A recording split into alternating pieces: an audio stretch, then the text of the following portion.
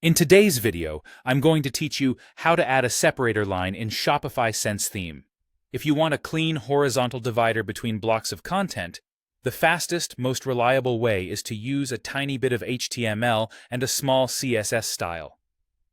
This works great in pages, product descriptions, and any rich text or custom HTML area in the Sense theme. Start by inserting the divider where you want the line to appear.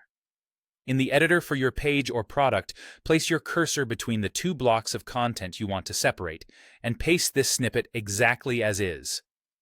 You can do this in a rich text field by switching to the HTML view, or by adding a custom HTML or custom liquid block in the theme editor and pasting the same line. Once that tag is in place, you'll see a basic horizontal rule, but we'll style it so it looks clean and consistent with your store. Next, add the CSS. Go to Online Store, then Themes, click the three dots for your current theme, and choose Edit Code. In the left sidebar, open Assets and find Base CSS. Scroll to the bottom and paste this style. My divider, border, 0. Border, top, 1px solid, DDD, margin, 2rm, 0. Width, 100%.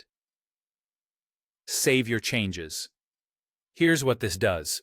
Setting border to 0 removes any default borders on the element. The border top line creates the actual separator. You can change the color code to match your brand.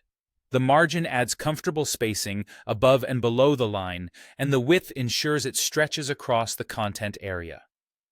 If you want a lighter or thicker line, adjust 1px to a different value, and if you want more or less space, tweak the 2rem values. Refresh your storefront preview and check the page or product where you added the. You should see a clean, evenly spaced divider.